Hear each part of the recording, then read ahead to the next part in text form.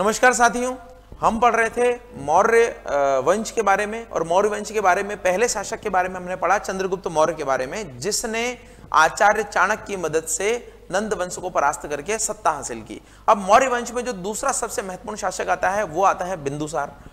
और एक्चुअली मौर्य वंश में बहुत ज्यादा शासक नहीं हुए, बिंदुसार और बिंदुसार के बाद में अशोक, ये दो शासक जो है बहुत इंपॉर्टेंट है। एक पुराना शासक और आया हुआ है जिसको मैंने बिंबिसार बोला था, ध्यान रखिएगा। तो बिंबिसार जो है मगध का पहला हर्यक वंश का शासक था, वो बिंबिसार अलग है जिसके बेटे का नाम अजातशत्रु था, और ये बिंदुसार अलग है। इन दोनों में कंफ्यूज नहीं होइएगा, ध्यान रखिएगा, ये बिंदुसार है, ये अशोक का पिता है। तो बिंदुसार का शासन आया चंद्रगुप्त मौर्य के बाद में, और चंद्रगुप्त मौर्य ने तो चूंकि बहुत सारा एरिया जीत ही लिया था, तो बिंदुसार के पास में उस राज्य को सस्टेन करने का और उस राज्य को और फैलाने का टाइम था। तो ऐसा बोला जाता है कि बिंदुसार ने साउथ का जो पोर्शन था इंडिया का वो भी जीत लिया। ऐसा लिखा हुआ मिलता है कि he won the land between two seas, यानी दो समुद्रों के बीच का उसने जमीन जीत ली थी। दो समुद्र मतलब इधर अरब सागर और उधर बंगाल की खाड़ी। तो ये बिंदुसार के बारे में इंपॉर्टेंट चीज जो है हमें पता लगती है। हालांकि बिंदुसार के बारे में ऐसा बोला जाता है कि उसकी कई सारी रानियां थी और कई सारे बच्चे थे, उसमें अशोक भी एक था। और अशोक जब शासन को आया तो उसको अपने भाइयों से युद्ध करके शासन को लेना पड़ा।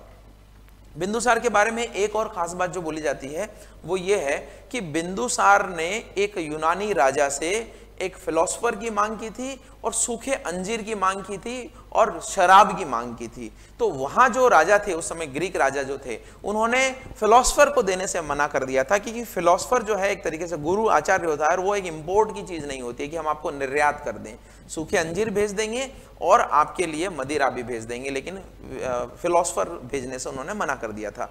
तो बिंदुसार के बारे में कुछ फैक्ट्स और देख लेते हैं। देखिए, बिंदुसार को सबसे पहले तो अमित्रगात याद रखिएगा। जैसा कि मैंने बताया कि सेंड्रोकोटस, सेंड्रोकोटस किसको बोलते हैं? सेंड्रोकोटस, ये बोला जाता है चंद्रगुप्त को, चंद्रगुप्त मौर्य को, ध्यान रखिएगा।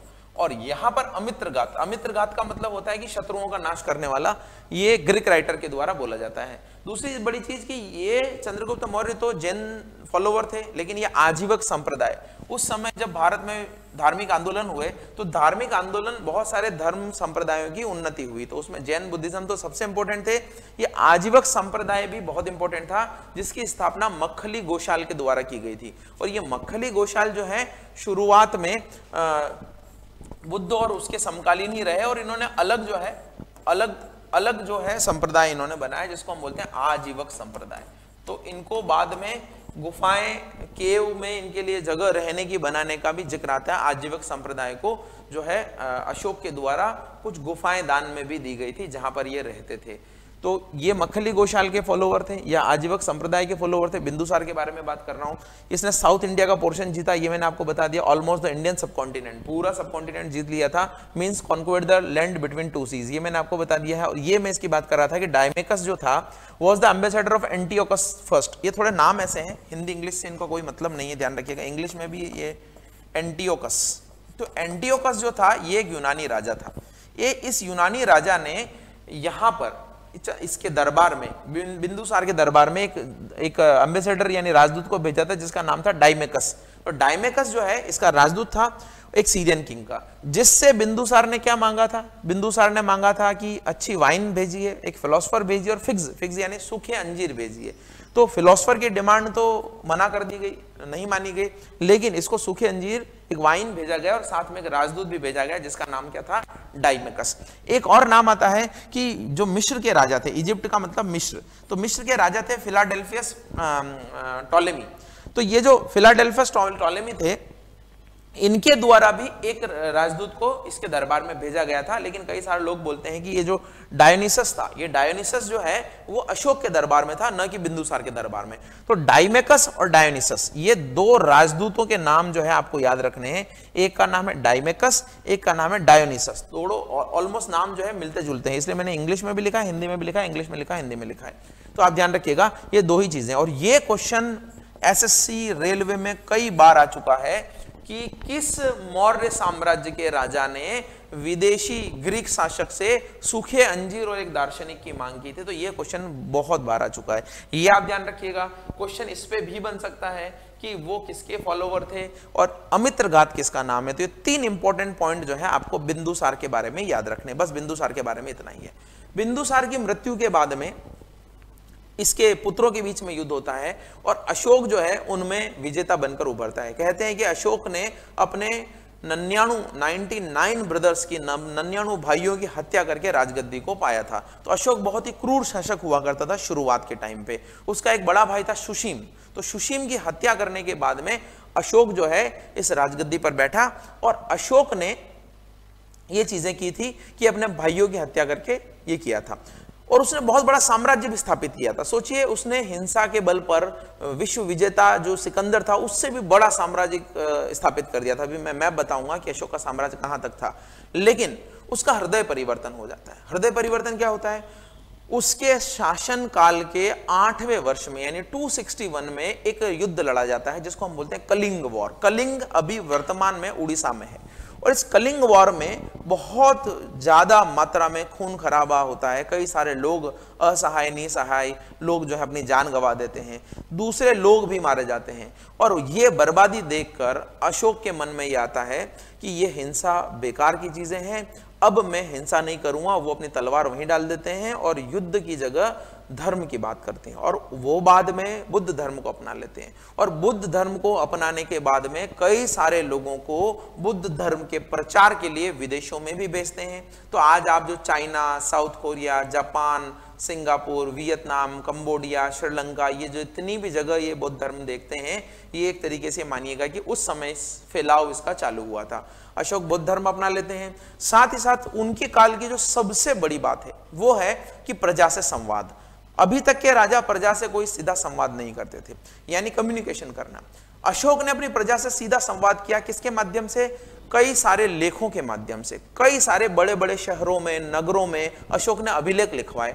पिलर पे अभिलेख लिखवाए, गुफाओं में अभिलेख लिखवाए, चट्टानों पर अभिलेख लिखवाए, उसमें राज्याज्ञाएं लिखाई, उसमें प्रजा को क्या करना चाहिए क्या नहीं करना चाहिए उसके बारे में उसने बताया। तो कई सारे अभिलेख हमें मिलते हैं, करीब करीब अभी 185 अभिलेख अभी तक मिल चुके हैं। तो ये अशोक की एक यूनिक चीज थी कि अपनी प्रजा को भी उसने एजुकेट किया कि हमें क्या करना चाहिए और धम्म के बारे में बताया। धम्म क्या है अशोक का? वो एक तरीके से धर्म भी आप ले लीजिए, तो धम्म के बारे में बताया। उसने बोला था कि हम भेरी घोष की जगह धम्म घोष की बात करेंगे। भेरी घोष का मतलब होता है जब युद्ध शुरू होता है तो रणभेरी बजती है, आपको पता होगा, और उसका संकेत होता है कि युद्ध चालू होने वाला है। तो वो भेरी घोष की जगह उन्होंने बोला धम्म घोष की हम बात करेंगे। तो अशोक बहुत प्रतापी राजा था।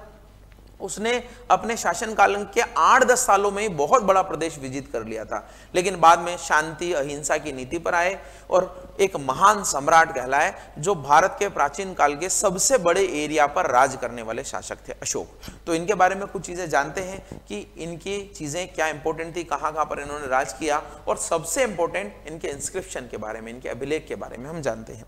तो देखिए अशोक के बारे में अगर हम बात करें तो अशोक जो है अपने भाई से जो है, भाइयों से सिविल वॉर किया, इसने गृह युद्ध किया एक तरीके से। अशोक का देखिए 4 साल तक ये युद्ध चलता रहा। क्यों? क्योंकि 292 जो है 271 में 273 में इसके पिता बिंबिसार की मृत्यु हो जाती है, बिंदुसार की मृत्यु हो जाती है 273 में।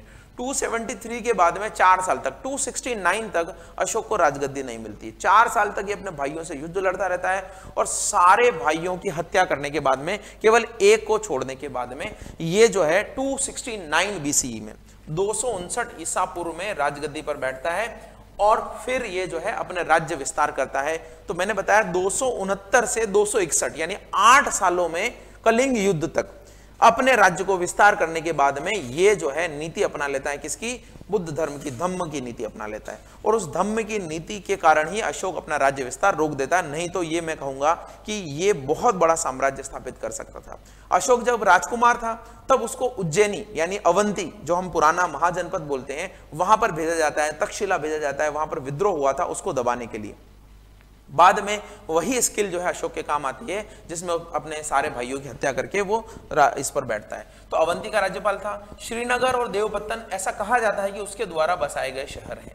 ठीक है, इसके अलावा ये मैंने आपको बता दिया कि 261 BCE 261 BCE में उसने ईसापुर में कलिंग वॉर जो है किया और उसके बाद में वो बुद्धिस्ट बन गया। और कलिंग जो था मैंने आपको बताया कहां पर है, वर्तमान में उड़ीसा में है। यहां उस समय की बात अगर करें तो तोशाली वहां की राजधानी हुआ करती थी और नंद राज जो है वहां के रूरल हुआ करते थे।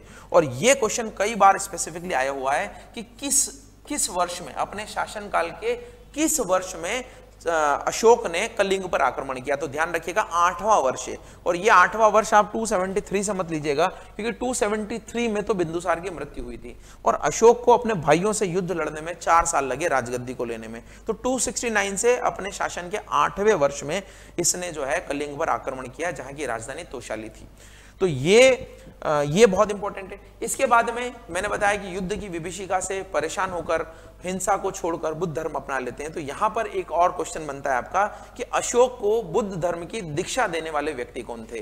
तो यहां पर मैंने 2 नाम लिखे हैं। दीक्षा तो उपगुप्त ने दिलवाई थी, लेकिन धर्म परिवर्तन कराया मोगलीपुत्र तिस्स के द्वारा। अशोक के शासनकाल में एक बौद्ध संगति भी होती है, मैंने आपको उस दिन बताए थे 4 बौद्ध संगति हुई है। तो एक कनिष्क के शासनकाल में होगी, चौथी और तीसरी अशोक के शासनकाल में हुई थी।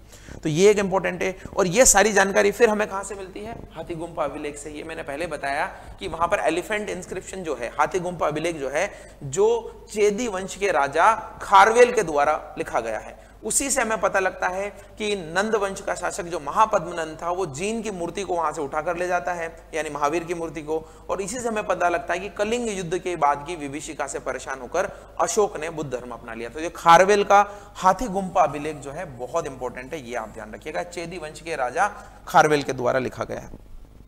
अशोक का धम्म क्या है, जहां पर वो सारी प्रजा के बारे में अभिलेखों के माध्यम से धम्म की बात करता है। तो उसने क्या किया था, भारत में वैसे भी देखिए वेस्टर्न कल्चर में रिलीजन का मतलब अलग है, भारत में धर्म का मतलब अलग है। वहां पर वेस्टर्न कल्चर में जो रिलीजन है उसका हिंदी अर्थ तो धर्म होता है, लेकिन भारतीय संदर्भ में धर्म का मतलब हिंदू मुसलमान से नहीं होता था। प्राचीन काल में जो भारत में धर्म का स्पेसिफिकली मतलब होता था, वो होता था कि आपको अपना कर्तव्य जो है वो आपको धर्म मान के करना है। अगर आप पिता हैं तो पितृ धर्म क्या है, माता है तो मातृ धर्म क्या है, स्टूडेंट है तो टीचर है, तो आप अपना धर्म निभाइए, आप अपना कर्तव्य निभाइए। वही हमारी भारतीय संस्कृति में धर्म का रहा है। तो अशोक का धर्म जो है वो थोड़ा इसी तरीके से है कि अपने प्रजा के लिए, क्योंकि एक राजा का कर्तव्य है कि प्रजा का नैतिक उत्थान करे, प्रजा का पालन पोषण करे। तो प्रजा के नैतिक उत्थान के लिए उसने जो आचार संहिता बनाई, नैतिक नियम बनाए, उसने कायदे कानून बनाए कि कैसे रहना है, क्या करना है, क्या नहीं करना है, डॉन्ट्स एंड डूज की जो लिस्ट बनाई, उसी को हम बोलते हैं अशोक का धम्म। और ये धम्म जो है वो अपने अभिलेखों के माध्यम से वहां पर प्रदर्शित करता है, जनता को बताता है। अशोक ने अपने कई सारे दूत को विदेशों में भेजा धर्म प्रचार के लिए, जैसा मैंने बताया था। इवन खुद के लड़के और लड़की संघमित्रा और महेंद्र को अशोक ने श्रीलंका भेजा था, जहां पर अभी भी मेजर जो पॉपुलेशन है श्रीलंका की वो है बौद्ध धर्म। तो महेंद्र और संघमित्रा को भेजा गया अशोक के द्वारा, कहां पर, श्रीलंका में। और एक यहां पर देखिए मैंने ये मेंशन भी किया है, ये ग्रीस में भी भेजा गया एक और सोना और उत्तरा जो हैं इनको थाईलैंड में भी भेजा गया। तो संघमित्रा और महेंद्र का नाम यहां पर मैंने लिखा नहीं है, ये ध्यान रख लीजिएगा। संघमित्रा और महेंद्र, इन दोनों को भेजा गया था श्रीलंका। तो अलग अलग जगह अशोक ने अपने राजदूतों को भेजा अपना धर्म विस्तार करने के लिए, बुद्ध धर्म के बारे में बताने के लिए, अहिंसा के बारे में बताने के लिए। तो ये एक तरीके से अशोक का ड्यूल पर्सनैलिटी है। एक फेज में तो वो बहुत ज्यादा हिंसा करता है और उस नीति के कारण वो जो है बहुत सारे एरिया पर राज करता है, लेकिन अपने दूसरे फेज में लाइफ में उसका पूरा टर्निंग पॉइंट है, जहां पर अपनी पुरानी नीति को त्याग कर वो अहिंसा की नीति अपना लेता है, धम्म घोष की बात करता है भेरी घोष की जगह, और अपनी प्रजा से सीधे संवाद करता है। इस सीधे संवाद के पीछे भी एक इंपॉर्टेंट है, मैंने आपको बताया था कि ईरान में एक राजा हुआ करते थे जिनको बाद में सिकंदर ने पराजित किया, डेरियस थर्ड।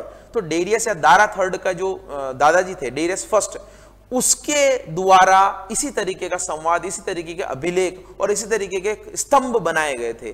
तो वही चीज जो अशोक ने वहां से कॉपी की है, या अशोक ने वहां से शिक्षा ली है कि अपनी प्रजा से कैसे सीधा संवाद किया जाए। तो अपने प्रजा से संवाद करने के लिए अशोक ने अपने राज्य के विभिन्न जगहों पर अभिलेख स्थापित किए। और अशोक के साम्राज्य का विस्तार भी हमें उन अभिलेखों से ही मिलता है कि उसके अभिलेख जो है अफगानिस्तान से भी प्राप्त हुए हैं, पाकिस्तान से भी प्राप्त हुए हैं, और भारत के साउथ से, नॉर्थ से, ईस्ट से, वेस्ट से, सारी जगह से वो अभिलेख प्राप्त हुए हैं। तो हमें पता लगता है कि अशोक का शासनकाल या अशोक का राज्य विस्तार कितना बड़ा था।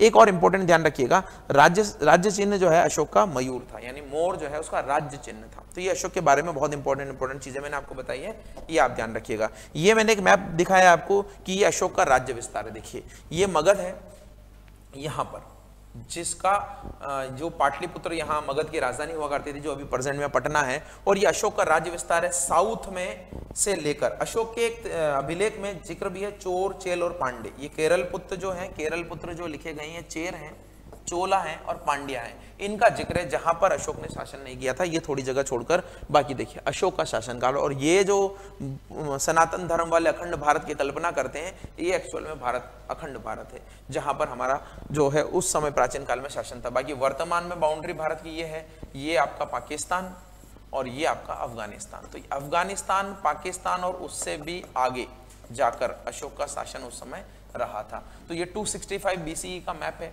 कि 265 बीसीई में, यानी कलिंग युद्ध से भी 3-4 साल पहले अशोक का शासन जो है इतना था। और ये कलिंग है, देखिए ये तोशाली जो मैंने बताया, ये कलिंग है। ये उड़ीसा का जो वर्तमान राज्य है, राज्य विस्तार है, वहां पर ये कलिंग हुआ करता था। तो ये एक इंपॉर्टेंट चीज है। अब हम बात करते हैं अशोक के अभिलेखों के बारे में। तो अशोक के अभिलेख देखिए ये सबसे क्रिटिकल टॉपिक है, जो कई सारे इतिहास के टीचर जब पढ़ाते हैं ना, तो बड़े अलग तरीके से पढ़ाते हैं, वो स्किप कर देते हैं। 14 अभिलेख हैं और ये जगह से मिले, वो जगह से मिले। मैं आपको बहुत सिस्टमेटिक वे में इसको बताना चाह रहा हूं कि अशोक के अभिलेख जो हैं, सबसे पहले तो अशोक के अभिलेखों को पढ़ने के लिए एक अंग्रेज थे, टी फैंथेलर, उन्होंने ट्राई किया था। उनको एक अभिलेख मिला था अशोक का, पिलर इंस्क्रिप्शन, लेकिन उनको सफलता नहीं मिली। और एक क्वेश्चन जो हमेशा ऐसे रेलवे में आता रहता है वो है कि अशोक के अभिलेख को पढ़ने में सबसे पहले सफलता किसको मिली? तो जेम्स प्रिंसेप थे, जिन्होंने 1837 में अशोक के अभिलेख को पढ़ने में सफलता हासिल की। लेकिन अशोक के अभिलेख सिर्फ पिलर नहीं है, अशोक के अभिलेख को आप 3 भागों में बांट सकते हैं। एक तो उसके केव अभिलेख है, यानी केव यानी गुफा अभिलेख है, जो उसने गुफाएं दान दी, वहां पर अभिलेख लिखवाए। एक उसके पिलर इंस्क्रिप्शन है, जो उसने खंभों पर लिखवाया, और उन खंभों की सुंदरता, उन पिलर की जो सुंदरता है, पॉलिश्ड पिलर हैं और बहुत ही सुंदर तरीके से उनको बनाया गया और राज्य के विभिन्न हिस्सों में उसको स्थापित किया गया। हमारा जो राष्ट्रीय चिन्ह है वो भी अशोक के एक स्तंभ के शीर्ष से ही लिया गया है। तीसरा, उसके जो अभिलेख हैं वो चट्टानों पर लिखवाए गए, अलग अलग जगह, रॉक इंस्क्रिप्शन, रॉक एडिक्ट्स बोल सकते हैं उनको, हम बोल सकते हैं उनको, कि वो जो अभिलेख थे, शिलालेख थे, वहां से भी हमें बहुत सारी जानकारी मिलती है। लेकिन ये जो शिलालेख मैंने बताए, गुफा लेख मैंने बताए, या फिर पिलर अभिलेख बताए, इनमें भी पार्टीशन है। यानी जो शिलालेख हैं वो मेजर हैं, माइनर हैं और सेपरेट हैं। 3 तरह के अभिलेख हैं। मेजर का मतलब है कि वो जो दीर्घ अभिलेख है, जहां पर 14 राज्याज्ञाएं उसकी अशोक की लिखी गई हैं। माइनर का मतलब है कि वो सारी राज्याज्ञाएं नहीं लिखी गई है, कुछ और बातों का जिक्र है। और सेपरेट का मतलब है कि वो केवल 2 ही जगह से मिलते हैं, तो 2 सेपरेट है। इस तरीके से पिलर में भी उसके 2 तरह के अभिलेख हैं, मेजर और माइनर, यानी दीर्घ और लघु। तो एक तरीके से मैं अगर आपको स्पेसिफिकली बताऊं तो अशोक के अभिलेख जो है शिलालेख, शिलालेख को हम रॉक इंस्क्रिप्शन बोलते हैं और शिलालेख का इंग्लिश में हम नाम देते हैं। चलिए एक काम करते हैं, इसको अगले पेज पर ही ले लेते हैं। मैं आपको देखिए यहां पर समझा देता हूं कि अशोक के जो अभिलेख हैं, आपको और अच्छी तरीके से समझा देता हूं मैं यहां पर। अशोक के जो अभिलेख हैं उनको हम 3 भागों में बांटते हैं। एक तो सबसे पहले देखिए शिलालेख है। शिलालेख, शिलालेख का मतलब यह है कि वो शिलाओं पर लिखे गए, चट्टानों पर लिखे गए, तो शिलालेख हो गए। दूसरे अभिलेख जो हैं वो है स्तंभ अभिलेख। स्तंभ अभिलेख का मतलब भी आप समझ रहे होंगे, पिलर इंस्क्रिप्शन बोलते हैं उनको, या पिलर एडिक्ट्स बोलते हैं, यानी स्तंभों पर लिखे गए हैं। और तीसरे हैं उनके गुफा अभिलेख। तो गुफा अभिलेख का मतलब है लिखे तो चट्टानों पर ही गए हैं, लेकिन गुफाओं के अंदर वो डिटेल लिखी गई है कि अशोक ने और उनके आगे आने वालों ने भी गुफाएं दान दी है ऋषि मुनियों को, साधुओं को। इस तरीके से हमने 3 भागों में बांटा। अब मैं जो आपको बात कर रहा था कि ये जो है 3 तरह के हैं। ये कितने तरह के हैं? 3 तरह के हैं। एक को हम बोलेंगे कि दीर्घ शिलालेख है। दीर्घ शिलालेख, दीर्घ शिलालेख का मतलब यहां पर है कि ज्यादा मटेरियल लिखा हुआ है, ऐसे आप जनरली समझ सकते हैं। और दूसरे है लघु शिलालेख। लघु शिलालेख का मतलब यह है कि आप ये समझिए कि यहां पर मटेरियल थोड़ा कम लिखा गया, बातें थोड़ी कम लिखी गई है। और तीसरा जो है आपका है वो है सेपरेट, सेपरेट एडिक्ट्स, एडिक्ट्स या इंस्क्रिप्शन, यानी कि इसको हिंदी में हम बोलेंगे सेपरेट को पृथक, पृथक शिलालेख। तो अभी आपको समझ में आ रहा होगा कि क्या चीजें मैं बोलना चाह रहा हूं। इसको आप इंग्लिश में बोलना चाहे तो मेजर एडिक्ट्स बोल सकते हैं, इसको माइनर एडिक्ट्स बोल सकते हैं। ठीक है, तो मेजर और माइनर। इसी तरीके से स्तंभ में भी दो पार्ट है। स्तंभ में क्या दो पार्ट है? स्तंभ में उसके हैं दीर्घ और लघु, यानी कि मेजर और minor. Major pillar inscription, minor pillar inscription. और फिर यहां पर केव, ये तो केव इंस्क्रिप्शन है, तो इसमें तो कोई पार्ट नहीं है, बस ये इंग्लिश लिख रहा हूं मैं इसकी कि केव इंस्क्रिप्शन है। अब आप देखिए यहां पर जो मैं आपको समझा रहा हूं, मैंने आपको बताया कि इतिहास के टीचर कहां गलती करते हैं। वो ये बोलते हैं कि दीर्घ शिलालेख 14 है। क्या बोलते हैं कि दीर्घ शिलालेख कितने हैं? 14 है। तो लोग ये समझते हैं, स्टूडेंट्स ये समझते हैं कि 14 शिलालेख, एक यहां से दिल्ली से, एक मेरठ से, एक टोपरा से, एक अफगानिस्तान से मिला है। ऐसा बिल्कुल नहीं है। 14 शिलालेखों का मतलब है कि अशोक ने अपने हर शिलालेख में ये 14 बातें लिखी। अब आपको थोड़ा क्लियर हो रहा होगा। 14 शिलालेख का मतलब यहां पर है कि अशोक ने लिखा कि कलिंग वॉर के बाद में हम धम्म घोष की बात करेंगे, भेरी घोष की बात नहीं करेंगे, पशुओं का वध मत करिए, अपने जो जितने भी अधिकारी हैं उनको बोला जाके बीच में जाकर धम्म का प्रचार करिए, और कोई व्यक्ति अगर मानता है तो उसको प्रोत्साहन दीजिए, नहीं मानता है तो उसको दंड दीजिए। ये सारी बातें जो लिखी गई हैं वो एक एक पॉइंट है। और इसी तरीके से एक पॉइंट में ऐसे 14 पॉइंट, एक पॉइंट में 2-3 बातें हैं, अगले पॉइंट में 2-3 बातें हैं। तो ये जो 14 अभिलेख है ना, 14 अभिलेख का मतलब है कि 14 मेजर बातें जो अशोक अपनी प्रजा के साथ डिस्कस करना चाह रहा था, उनको हम बोलते हैं दीर्घ शिलालेख। अब ये कितने जगह से मिले हैं? तो ये 8 जगह से मिले हैं। अभी आपको मैं बता दूंगा, बस आपको थोड़ा बेसिक समझा दूं। उसी तरीके से लघु शिलालेख में उसने 2 ही जो शिलालेख लिखे हैं। कितने लेख लिखे हैं? 2। और ये 2 जो है ना वो 4 जगह से मिलते हैं, 14 जगह से मिलते हैं। कितनी जगह से मिलते हैं? 14 जगह से मिलते हैं। तो 14 जगह से ये मिलते हैं लघु। और ये जो सेपरेट है ना, सेपरेट या पृथक का मतलब है कि इससे और इससे अलग बातें हैं। ये 14 बातें तो 8 जगह मिली है, ये 2 बातें 14 जगह मिली है, लेकिन यहां जो पृथक शिलालेख की हम बात कर रहे हैं ये केवल और केवल 2 ही जगह से मिलते हैं। इन बातों में और कहीं समानता है ही नहीं। ये बातें हम ये कह सकते हैं कि सेपरेटली बस यहीं पर लिखी गई है और कहीं पर भी नहीं लिखी गई है, इसीलिए इसको पृथक शिलालेख बोलते हैं। तो ये तो 2 ही जगह से मिले हैं, एक मिला है धौली और एक मिला है जोगड़। तो धौली और जोगड़ 2 जगह है उड़ीसा में, तो ये उड़ीसा से मिले हैं। आपको समझ में आया? तो पत्थर पर लिखी गई 14 बातें 8 जगह से, पत्थर पर लिखी गई 2 बातें 14 जगह से, और आपके जो सेपरेट है वो भी पत्थरों पर लिखे गए हैं, लेकिन यहां जो बातें लिखी गई है और कहीं नहीं लिखी गई है। ये 8 जगहों में तो भारत, पाकिस्तान, अफगानिस्तान सब जगह शामिल है। तो ये चीजें हैं। और अब टीचर जो पढ़ाते हैं उनके साथ ये डाउट होता है, ये 14 शिलालेख को मान लेते कि 14 जगह है, जबकि ये 14 पॉइंट्स हैं। तो अब आपको क्लियर होगा। उसी तरीके से ये जो दीर्घ यानी मेजर पिलर इंस्क्रिप्शन है ना, ये मेजर पिलर इंस्क्रिप्शन जो है ये है 7 राजाज्ञाएं। राजाज्ञा का मतलब क्या है कि राजा की आज्ञा को प्रजा को बताना। तो ये जो 7 राजाज्ञाएं हैं ये हमें मिली है, और ये जो है मेजर 6 है। ये कितने हैं? 6 है, यानी 6 जगह से मिले हैं 7 राजाज्ञाएं। हालांकि सब पर जो 6 जगह है, सब पर 7 राजाज्ञाएं नहीं लिखी गई हैं। कहीं पर 6 लिखी है, कहीं पर 7 लिखी है, लेकिन फिर भी कॉमन है। इसीलिए 7 राजाज्ञाएं 6 जगह से मिली हैं। तो हम बोलेंगे कि ये जो है दीर्घ स्तंभ अभिलेख यानी मेजर पिलर इंस्क्रिप्शन है। लेकिन ये जो लघु है, माइनर पिलर इंस्क्रिप्शन है, इस पर ये 7 बातें नहीं लिखी है। कहीं पर 1 लिखी है, कहीं पर 2 लिखी है, कहीं पर 3 लिखी है, फिर भी कॉमन है। तो ये जो 7 नहीं लिखी है, 6 भी नहीं लिखी है, उनको हम बोलते हैं माइनर शिलालेख यानी माइनर पिलर इंस्क्रिप्शन। तो ये भी कई सारी जगह से मिले हैं, और गुफा वाले भी कई सारी जगह से मिले हैं। तो अब इनको हम क्या करते हैं, एक एक करके डिस्कशन करते हैं। ये चार्ट आप समझिएगा, ये चार्ट ध्यान रखिएगा। आप कितने भी यूट्यूब पे वीडियोस देख लीजिएगा, मैं बता रहा हूं। मेरे को जब पहली बार इसमें डाउट हुआ, जब मैंने एनसीईआरटी में इसको पढ़ा और मैंने यूट्यूब पे सर्च करने की कोशिश की कि टीचर इसको किस तरीके से पढ़ा रहे हैं, तो कोई भी टीचर इस तरीके से क्लियर नहीं कर पा रहे थे। वो बस ये बोल रहे थे कि 14 शिलालेख यहाँ से मिले, यहाँ से मिले, यहाँ से मिले। तो जगह तो 8 बताते हैं, बोलते हैं 14 है।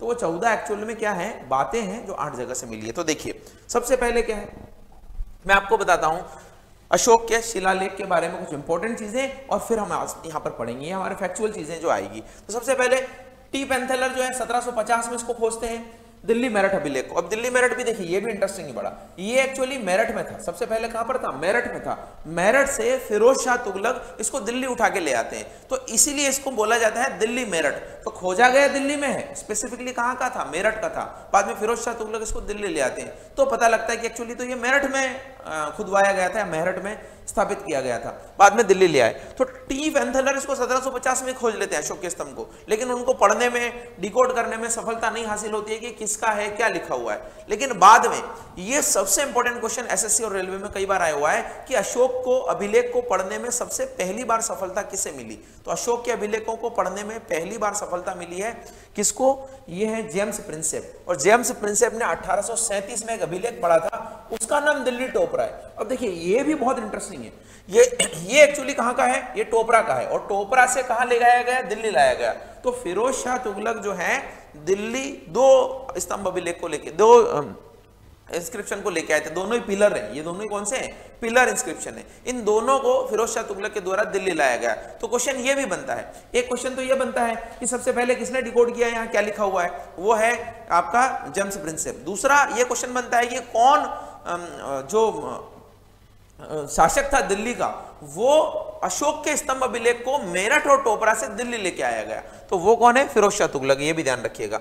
अब देखिए ये जो है लाइन लिखी है कि ये पहला राजा है ऐसा जिसने डायरेक्ट कम्युनिकेट किया अपने प्रजा से, यानी इससे पहले राजा जो है प्रजा से मिलते नहीं थे या इस तरीके से संवाद नहीं करते थे। लेकिन अशोक एक ऐसा पहला राजा है जिसने अपनी प्रजा को अपनी मनस्थिति के बारे में बताया, प्रजा को कैसे रहना चाहिए, क्या करना चाहिए, क्या नहीं करना चाहिए, उसके बारे में बताया। तो ऐसा पहला राजा था, और इसने ये प्रेरणा जो ली है वो ईरान के राजाओं से ली है, डेरियस फर्स्ट से ली है, क्योंकि वो भी इस तरीके से अभिलेख लिखवाते थे। इसके अभिलेख की इंपॉर्टेंट 2 चीजें हैं, एक तो लैंग्वेज और एक स्क्रिप्ट। तो लैंग्वेज को बोलते हैं भाषा और स्क्रिप्ट को बोलते हैं लिपि, यानी किस तरीके से लिखी जाती है। जैसे हिंदी आपकी भाषा है, और हिंदी को किस फॉर्म में लिखते हैं आप, देवनागरी में लिखते हैं। तो जैसे लिपि का मतलब ये, जैसे समझिए कि अगर मैं बोलता हूं कि आपको लिखना है राजा, तो मैं ऐसे लिखता हूं राजा, हिंदी बोल हिंदी रहा हूं राजा, लेकिन लिख कैसे रहा हूं, ऐसे। लेकिन हो सकता है कि किसी और लिपि में राजा को ऐसा लिखा जाता हो, ये और ज को ऐसे लिखा जाता हो, तो ये हो गया राजा, ये भी हो सकता है। तो ये क्या लिपि होती है कि र को मैं कैसे लिख रहा हूं, बोल तो मैं राजा रहा हूं, लेकिन र को कैसे लिख रहा हूं, और र को पढ़ने वाले र पढ़ रहे हैं या नहीं पढ़ रहे हैं, वो होती है लिपि। तो लिपि और भाषा बहुत अलग अलग है, ध्यान रखिएगा। तो ये भाषा है प्राकृत, अरामाइक, यूनानी, और जितने भी लेख हैं उसमें से 80 से 90% जो है वो सारे प्राकृत में लिखे गए हैं। और प्राकृत के साथ में उन्होंने लिपि ली है, कौन सी, ब्राह्मी लिपि ली है, ये स्पेसिफिक है प्राकृत के साथ में। बाकी कुछ अरामाइक लैंग्वेज में, यूनानी लैंग्वेज में है, अरामाइक, खरोष्टी और ग्रीक लिपि में भी लिखे गए हैं ये अभिलेख है। एक ही अभिलेख एकमात्र ऐसा है जो ड्यूल लैंग्वेज में लिखा गया है, और वो है कंधार का अभिलेख, शरे कुना से मिला है, जो अरामाइक और यूनानी भाषा में लिखा गया है, यानी ड्यूल लैंग्वेज में ये लिखा जाने वाला एकमात्र अभिलेख है जो अफगानिस्तान से मिला है।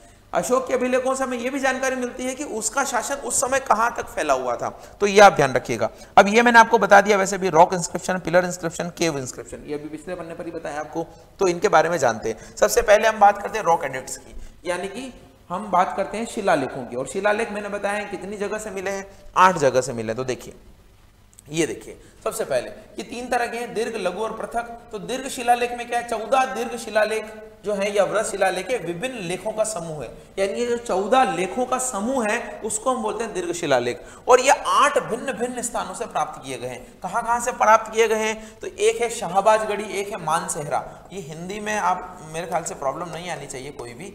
मानसेहरा, शाहबाजगढ़ी यहां से मिले हैं पाकिस्तान से, और पाकिस्तान से, ये दोनों पाकिस्तान से मिले हैं। और यहां पर क्या है, on 3 rocks, on first rock, ये जो मानसेहरा का जो लेख है ये 3 पर लिखा गया। अब देखिए, एक चट्टान पर 14 बातें नहीं आ रही है, तो उन्होंने क्या किया, दूसरी चट्टान पे कुछ बातें लिख दी, तीसरी चट्टान पर कुछ बातें लिख दी। तो इसी तरीके से इन्होंने क्या किया है, पहली रॉक पर 8 है, दूसरी रॉक पर 9 से 12 है, और तीसरी रॉक पर 13 से 14 है। तो ये जो है इस तरीके से लिखा गया है। तो अब आपको क्लियर हो रहा होगा। और ये सबसे पहले किसके द्वारा फाइंड किया गया, कनिंघम के द्वारा फाइंड किया गया था। Shahbazgarhi and Mansehra both are in Kharosthi लिपि।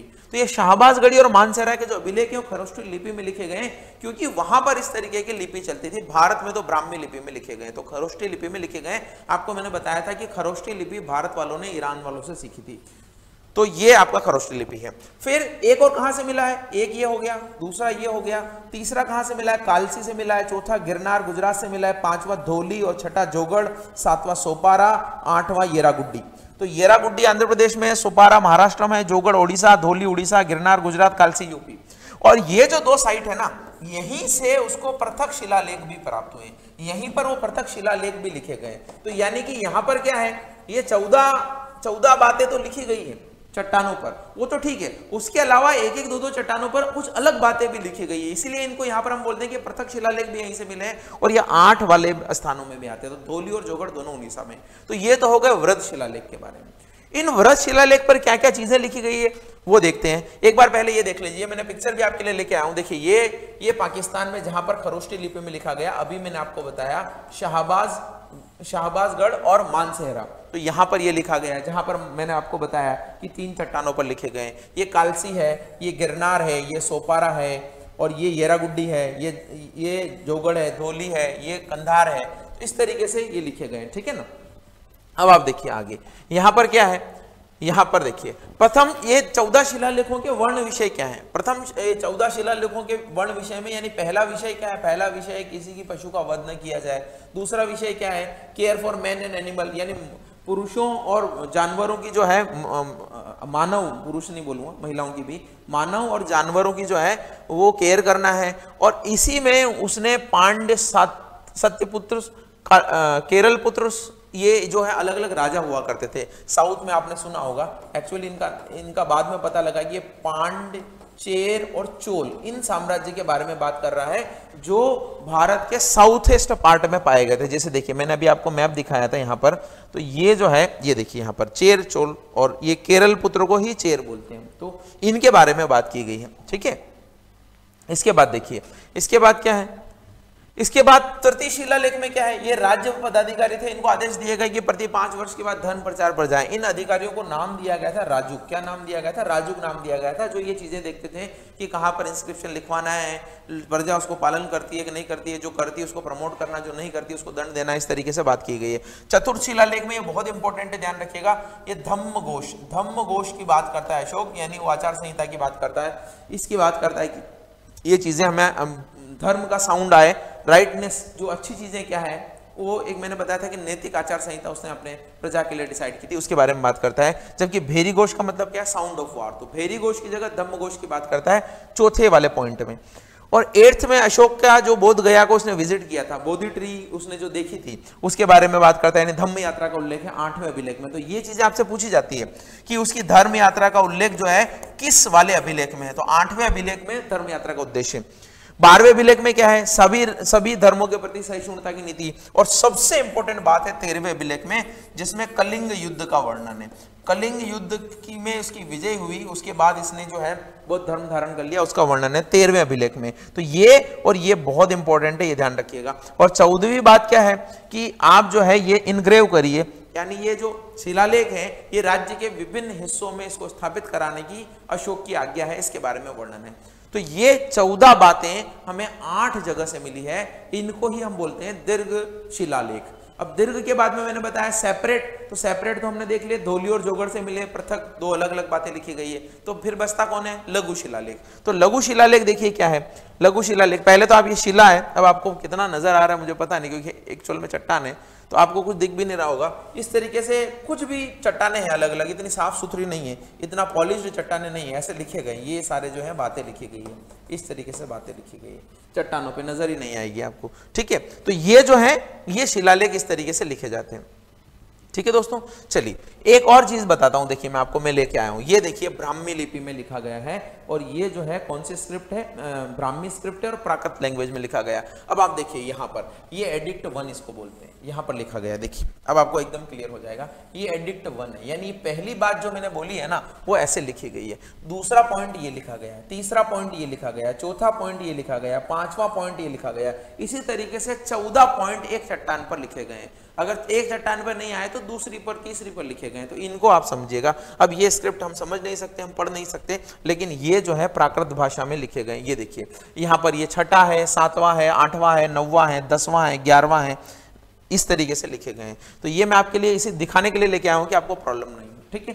अब बात करते हैं हम लघु शिलालेख की। तो लघु शिलालेख भी क्या है, ये दो अभिलेख हैं, इसमें तो केवल दो ही अभिलेख यानी दो ही बातें हैं, और ये जो दो बातें हैं इसमें वो मेजरली क्या करता है, अपने आप को बौद्ध धर्म का उपासक बताता है और बौद्ध धर्म के बारे में चीजों को बताता है। तो ये बहुत सारी जगह से मिले हैं, एक्चुअली ये 14 जगह से मिले। कितनी जगह से मिले? 14 जगह से। लेकिन मैं 4 के 5 के ही नाम लिख के लेके आया हूं, क्योंकि उन 14 अभिलेखों में सब जगह अशोक का नाम नहीं है, केवल 4 जगह अशोक का नाम मिलता है, 4 जगह। बाकी में उसकी उपाधि मिलती है देवा नाम प्रिय, देवा नाम प्रिय पियदशी, ऐसा बोला जाता है, देवा नाम पियदशी। तो ये देवा नाम पियदशी का नाम है कि देवों का प्यारा राजा। अब नाम नहीं लिखा गया, लेकिन 4 जगह ऐसी है जहां पर अशोक का खुद का नाम मेंशन है, तो वो एग्जाम में आ सकता है कि कौन सी 4 जगह है। तो ये देखिए कहां पर है, गुर्जरा, मास्की, नेट्टूरू, उडुगोलन। ये उडुगोलन, नेट्टूरू और मास्की तो कर्नाटक में है, ये कहां पर है? तीनों कर्नाटक में है।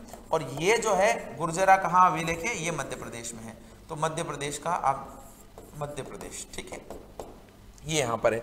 और एक आपके जयपुर से बहुत इंपॉर्टेंट मिला है जो कलकत्ता की म्यूजियम में रखा गया अभी, भाब्रू अभिलेख। ये जो भाब्रू अभिलेख है ना, यहाँ पे वो बुद्ध साहित्य पढ़ने की सलाह लेता है, तो इसको बैराट जयपुर, ये देखिए लिखा हुआ है, बैराट जयपुर अभिलेख भी बोलते हैं, जिसमें अभी जो है ये अशोक जो है ये सलाह देता है कि बुद्ध टेक्स्ट पढ़ना चाहिए, बुद्ध स्क्रिप्चर पढ़ना चाहिए। तो ये भाब्रू शिलालेख या बैराट जयपुर अभिलेख जो है ये कलकत्ता के म्यूजियम में रखा गया। ये एक सेपरेट और बात कर रहा हूं मैं आपसे, ठीक है। तो 2 राजाज्ञाएं हैं, 2 बातें हैं जो 14 जगह से मिली है, केवल मैंने 4 का जिक्र किया है, ये आप ध्यान रख लीजिएगा, क्योंकि इन चारों में अशोक का खुद का नाम है, बाकी जगह नाम नहीं है, और बाकी इतना इंपॉर्टेंट नहीं है, वैसे भी हम बहुत डेप्थ में चले गए हैं। ये भाब्रू का ध्यान रखिएगा, राजस्थान जयपुर से, इसमें अशोक खुद को सम्राट भी कहता है, और बात क्या करता है, वो सलाह देता है कि हमें बुद्ध टेक्स्ट पढ़ने चाहिए, बुद्ध साहित्य के बारे में हमें पढ़ना चाहिए। ये मैंने लिखे हैं, ये मैंने बताया है कि आपको कहाँ कहाँ मिले हैं। देखिए ये जो है बैराट है ना, ये सारे ये अलग अलग जगह से मिले, साउथ में बहुत मिले, मास्की है, देखिए ये रागुड्डी है, नेट्टूर है, उडगोलन है, गुर्जरा एमपी है, यहाँ पर अशोक का नाम लिखा गया, बाकी कई सारी जगह से मिले। तो ये हो गए आपके शिलालेख। व्रत बता दिए, लघु बता दिए, सेपरेट उड़ीसा, धौली और जोगड़ से बता दिए। अब बात करते हैं हम पिलर इंस्क्रिप्शन की। तो देखिए पिलर इंस्क्रिप्शन अशोक के बहुत इंपॉर्टेंट है। इसलिए इंपॉर्टेंट है क्योंकि सबसे पहले पढ़ा ही पिलर इंस्क्रिप्शन को गया था। दूसरा इसलिए इंपॉर्टेंट है कि जो खंबे हैं ना, जो पिलर अशोक ने बनाए थे, वो बहुत वेल फर्निश्ड हम बोल सकते हैं। बड़े बड़े खंबे, एक अकेले पत्थर से उसका बेस बनाया गया, फिर उसमें जो है ऊपर खंड जोड़े गए, और उसी से प्रभावित होकर 4 शेरों के मुख वाला जो हमारा राजकीय चिन्ह है वो भी वहीं से लिया गया है, ध्यान रखिएगा। तो अशोक के शिलालेखों से भी इंपॉर्टेंट इसके पिलर अभिलेख है। तो पिलर अभिलेख में क्या है, देखिए सबसे पहले पिलर अभिलेख में भी 2 हैं, एक तो दीर्घ है और एक लघु है। दीर्घ का मतलब 7 लेख है। 7 लेख में क्या है, राज की घोषणा या राजाज्ञा है, जैसे दम्म का संरक्षण करना है, दम्म क्या है, खुद के पापों और हिंसा की तरफ देखो, पशु पक्षियों को मारने पर प्रतिबंध है, ऐसे अलग अलग और भी चीजें हैं जो उन्होंने लिखी हैं।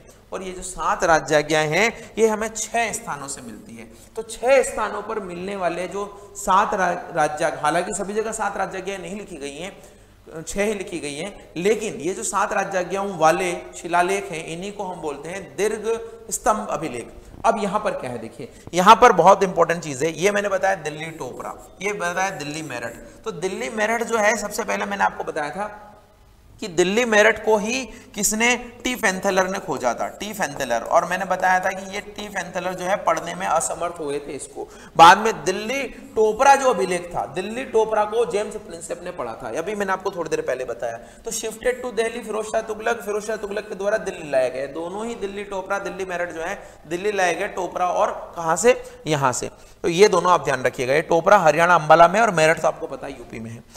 एक और है प्रयाग। प्रयाग का स्तंभ अभिलेख बहुत इंपॉर्टेंट है क्योंकि इस पर अनेक राजाओं के द्वारा मॉडिफिकेशन है। पहले तो अशोक ने इसको स्थापित कराया, प्रयाग को इलाहाबाद भी बोलते हैं। बाद में क्या हुआ, इस अशोक के अभिलेख पर ही जो है जहांगीर ने भी लिखवाया है। इसी पर आपके जो समुद्रगुप्त है उसकी प्रशस्ति भी उपलब्ध है, जिसको हम प्रयाग प्रशस्ति बोलते हैं, वो भी इसी स्तंभ पर लिखी गई है। और बाद में जो अशोक के बाद में जो अकबर हुआ, अकबर ने क्या किया, इस शिलालेख को इलाहाबाद के किले में रखवा दिया। तो ये जो अभिलेख है ध्यान रखिएगा बहुत इंपॉर्टेंट है क्योंकि इसमें मॉडिफिकेशन बहुत है। अशोक के द्वारा इसको लिखा गया, फिर समुद्रगुप्त ने इस पर प्रयाग प्रशस्ति लिखवाई, फिर अकबर ने इसे इलाहाबाद के किले में रखवा दिया, और बाद में जहांगीर ने भी इस पर चीजें मॉडिफिकेशन करवाई है। तो यही सारी चीजें लिखी है अशोक के लिखने के बाद। समुद्रगुप्त और जहांगीर के द्वारा भी कुछ बातें जोड़ी गई है। और पहले तो चूंकि अकबर ही आएगा तो अकबर ने इलाहाबाद के किले में रखवाया है। एक्चुअली ये स्पेसिफिकली जो अभिलेख ये मिला था कौशाम्बी से। कहां से मिला था? कौशाम्बी से मिला था और कौशाम्बी से इसको इलाहाबाद लाया गया था। तो आप ये ध्यान रखिएगा। दूसरा क्या है, लोरिया नंदगढ़, रामपुरवा और लोरिया अरेराज, ये तीनों लेख जो मिले हैं कहां से मिले हैं? चंपारण बिहार से मिले हैं। तो ये चीजें आप ध्यान रखिएगा कि ये 6 पिलर इंस्क्रिप्शन है जो अशोक के मेजर इंस्क्रिप्शन है, pillar major inscription, major pillar edicts. अब इसी तरीके से माइनर की बात करते हैं। तो माइनर में क्या है, जहां पर सारी राज्याज्ञाएं नहीं लिखी है, कुछ कुछ बातें लिखी हैं, उनको माइनर एडिक्ट्स बोलते हैं। उसमें कौन कौन से मिले? देखिए सांची से मिला है। सांची कहां पर है? एमपी में है।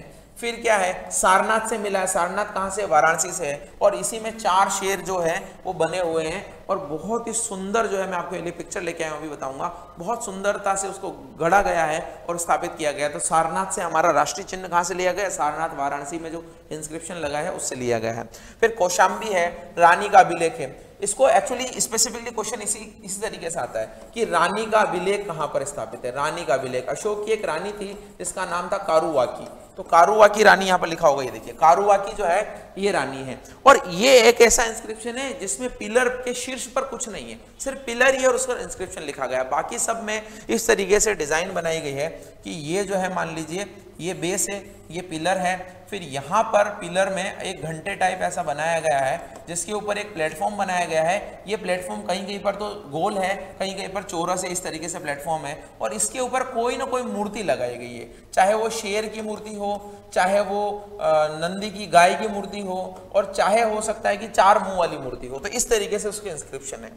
और एक मिला है रुमनिंदई नेपाल से। रुमनिंदई जो है कहां पर है? नेपाल में है। और यहां पर अशोक ने यात्रा की थी तो वहां पर उन्होंने कर वगैरह माफ किए थे, तो उसका जिक्र भी यहां पर है। और निगलीवा नेपाल से मिला है, ये भी कुशीनगर नेपाल से मिला है। तो 2 तो नेपाल से मिले हैं। एक और कारुआ की रानी का अभिलेख जिसको बोलते हैं कौशाम्बी से मिला है, एक सारनाथ से मिला, एक सांची से मिला। तो ऐसे 5 जगह से मिले हैं। तो ये है आपके लघु शिलालेख। तो आपको समझ में आया अभी कि लघु शिलालेख क्या है, दीर्घ शिलालेख क्या है। लघु ये पिलर अभिलेख है। तो लघु पिलर वाले, दीर्घ पिलर वाले, लघु जो हैं आपके शिला वाले, दीर्घ शिला वाले और सेपरेट, ये 5 तरह के मैंने बताए। आप एनसीईआरटी भी पढ़ेंगे ना तो एनसीईआरटी में भी इन 5 का ही जिक्र है और कुछ भी जिक्र नहीं है। तो ये मैंने आपको बता दिया। कुछ पिक्चर मैं आपको बताता हूँ। देखिए ये इस तरीके से अभिलेख का मैंने ऊपरी पिक्चर लिया है। मैंने बताया आपको इस तरीके घंटे की डिजाइन में ये जो है ये एक अलग पत्थर है। और फिर यहाँ से जो है देखिए राउंड शेप में इस अभिलेख को गढ़ा गया है। कितना सुंदर कलाकृतियां की गई है। और बाद में ये जो है सांड का चित्र या बेल का चित्र है। इसके बाद ये देखिए ये यहाँ पर चूंकि ये राउंड है और यहाँ पर क्या है, इस तरीके से चौरस है। तो आप बहुत अच्छी तरीके से अगर देखें तो यहाँ पे आपको समझ में आएगा। और ये तो सिमिलर है, इस तरीके से जो आकृतियां हैं ये ऑलमोस्ट सिमिलर है, पर गढ़ाई देखिए आप किस तरीके से इसको किया गया है। और ये जो है शेर का है, इस तरीके से अभिलेख है। तो किसी के ऊपर कुछ है, किसी के ऊपर कुछ है, केवल एकमात्र के ऊपर नहीं है, वो है कौशाम्बी का रानी का अभिलेख जिसके ऊपर कोई आकृति नहीं है, बस यहीं तक है। वो ये पिलर इंस्क्रिप्शन है, इसके ऊपर कोई आकृति नहीं है। एक और देखिए यहाँ पर, ये देखिए इसकी पॉलिश देखिए, चमक देखिए इसकी, ये हमारा राष्ट्रीय चिन्ह है। और ये जो है देखिए यहाँ पर ये जो अशोक चक्र जिसको हम बोलते हैं, तो नाम ही क्या है, अशोक चक्र, जिसमें 24 तीलियां होती है। कितनी तीलियां होती है? ये वाली कितनी है? 24 तीलियां, आप गिन लीजिएगा इसको।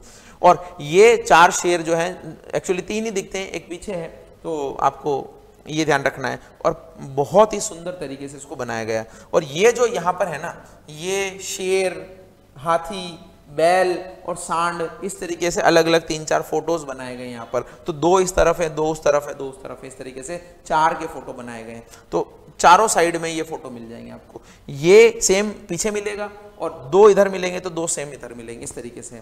तो बहुत ज़्यादा डेप्थ में नहीं जाना, पीएचडी नहीं करना है, बस ये मैंने आपको बता दिए हैं। देखिए एक फोटो और लेके आया हूँ क्योंकि मेरे से रहा नहीं गया। मैंने सोचा कि आपको एक बार मैं फोटो बता दूँ तो आपको समझ में आएगा। ये पिलर है, इसका बेस इस तरीके से रहता था नीचे, मैंने जैसा कि बताया। और वो एक पत्थर से यहाँ तक एक पत्थर से रहता था, ये पूरा एक पत्थर रहता था, उसको गढ़ा जाता था।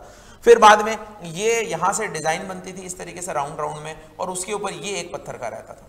तो ये आधार है, ये जो है शीर्ष ललाट इसको बोलते हैं, इसको बोलते हैं शीर्ष फलक। ये जो चौरस वाला है ना, इसको शीर्ष फलक बोलते हैं। और शीर्ष फलक के ऊपर क्या रहती थी? मूर्ति रहती थी। तो सब जगह इस तरीके से मूर्तियां ललाट फलक बनाए गए। केवल मैंने बताया कौशाम्बी से जो मिला है कारुवा की रानी का अभिलेख जिसको बोलते हैं उसके ऊपर कुछ भी नहीं है, बाकी सबके ऊपर ये चीजें हैं।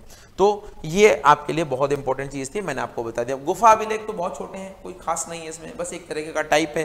गुफा अभिलेख को केव इंस्क्रिप्शन बोलते हैं। एक्चुअली अशोक ने बराबर की गुफाएं जो है आजीवक संप्रदाय के लोगों को दान दी थी रहने के लिए। तो आजीवक संप्रदाय के लोगों को जो दान दी थी उसी का इंस्क्रिप्शन वहां गुफा अभिलेख में लिखा गया है। तो इसमें देखिए यहीं पर ये लिखा गया आजीवक साधुओं को दान देने के लिए। अशोक के पुत्र दशरथ ने भी क्या किया था, नागार्जुन की पहाड़ी पर गुफा बनाकर आजीवक संप्रदाय को दान की थी।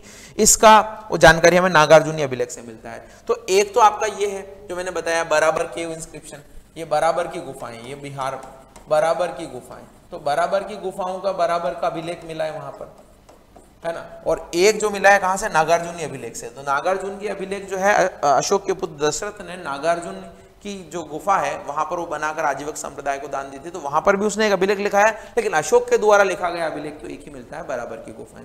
तो गुफा अभिलेख हो गए, पिलर इंस्क्रिप्शन हो गए और आपके शिलालेख हो गए। तो ये मैंने अशोक के बारे में आपको बताया, ठीक है। तो देखिए अशोक के बाद में हम पढ़ेंगे शुंग वंश के बारे में। तो ये वीडियो यहीं तक रहने देते हैं, फिर नेक्स्ट वीडियो में हम बात करेंगे शुंग वंश की, यानी अशोक का इतना महान साम्राज्य क्या कारणों से विफल हुआ, असफल हुआ और बाद में नए वंश का शासन आया। और ये बहुत ज्यादा टाइम में नहीं हुआ था, अशोक के मरने के कुछ ही सालों बाद मौर्य साम्राज्य पूरी तरीके से बिखर गया। तो ये हम पढ़ेंगे नेक्स्ट वीडियो में। Thank you so much.